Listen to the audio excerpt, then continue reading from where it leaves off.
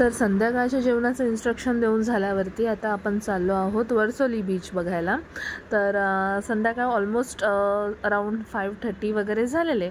तर मुलं म्हणायला लागली आणि आता कसं पाणी म्हटलं की मुलांना प्रचंड आवडतं आणि ह्या व्हिडिओच्या पुढे तर तुम्हाला कळेलच दिसेल पण की निर्मित लिटरली इतका मस्ती करत होता पाण्यामध्ये की त्याला कुठल्याच प्रकारची भीती नव्हती. तो सरळ आम्हाला बोलत होता की माझा हात सोडा, मी खेळतो पाण्यात. तर मग त्याच्या पाठी होती मी, कारण की मी काय पुढे गेली नव्हती, मला भिजायचं नव्हतं. कारण की खूप कंटाळा आलेला ट्रॅव्हल करून वगैरे. बाकीचे हे लोक खूप एन्जॉय केलं ह्या लोकांनी. तर तुम्हाला पुढे व्हिडिओमध्ये दिसेलच की किती जणांनी काय काय एन्जॉय केलेलं आहे ते. तर आता आपण चाललो आहोत वर्सोली बीच बघायला. तर आपण जिथे विला बुक केलेला त्याच्यापासून म्हणजे आपल्या विलापासून त्या वर्सोली बीचपर्यंत हार्डली आम्हाला 5 मिनटं लागले. 5 मिनटाच्या अंतरावरती वर्सोली बीच होता.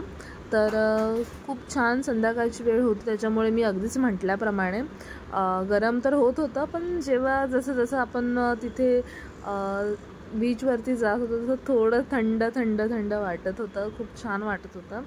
आणि हा एंट्री गेट आहे. हे लोक पुढे होते, अर्धे जण पाठवून येत होते. तर इथे मुलांना म्हणजे पाणी म्हणजे खूपच काहीतरी वेगळं असं वाटत होतं की ते लोक स्विमिंग पूलमध्ये गेले तरी ते लोक कंट्रोलमध्ये राहत नाहीत, त्यांना त्या पाण्यामध्येच खेळायचं होतं. But our first experience is की निर्मित खूप एन्जॉय करत होता की तो पाण्यामध्ये बसून ज्या पद्धतीत खेळत होता ना, म्हणजे मुलं सहजासहजी घाबरतात पण तो मस्त खेळत होता.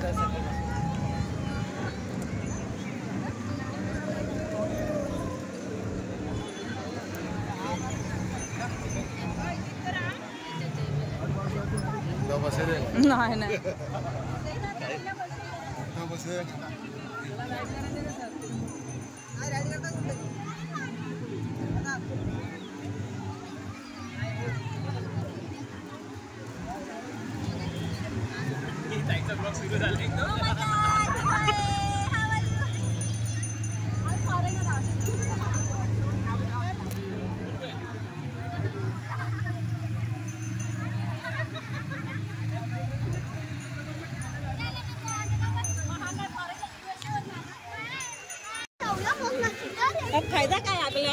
आपण मुंबईला पण बघू असलो मुंबईला तर आपण नेहमी जाणार का पाण्यात बोल बीचवर.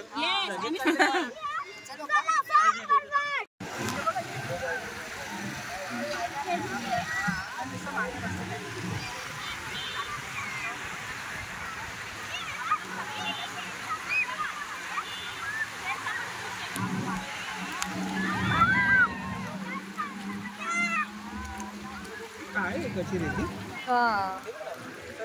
टेक्स्चर येतोय पाणीकडनं गेलं ना पाठीमध्ये मग टेक्स्चर येतोय ब्लॅक.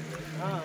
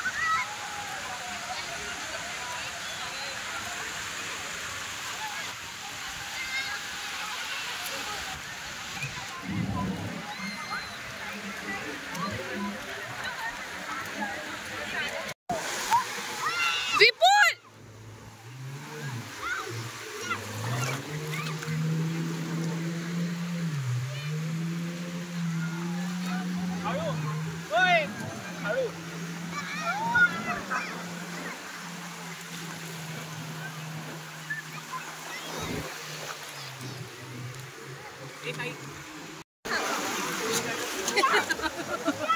ओरडते डायरेक्ट मोबाईल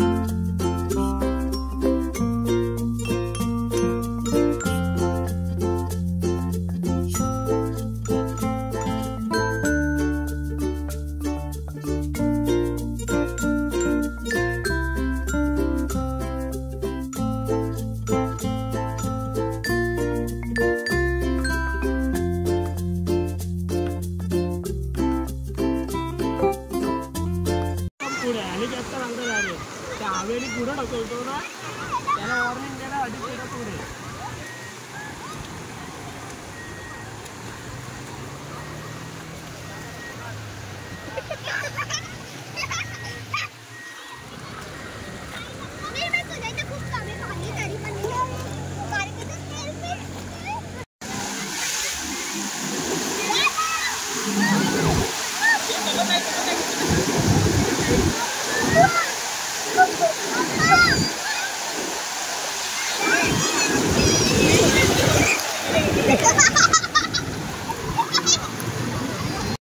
आता यांचं कदाचित मन भरलं आहे आतमध्ये खेळून आणि लिटरली हे लोक सँड एकमेकांच्या अंगावरती टाकून स्क्रबिंग चालू होतं ह्या लोकांचं इथे. आणि ह्या सगळ्या गोष्टीचं श्रेय माझ्या बहिणीला जातं, कारण की सुरुवात तिनेच केलेली. कारण की ती बोलते मी नाही केली, पण सगळ्यांना ऑब्झर्व मी करत होती, कारण की मी काही पाण्यात गेली नव्हती. कारण की मला खूप कंटाळा आलेला. म्हटलं परत जावा, चेंज करा अँड ऑल ह्या सगळ्या गोष्टी. तर इथे तुम्ही बघतच असाल व्हिडिओमध्ये ती आता वैभवला सँड फेकून मारते लिटरली.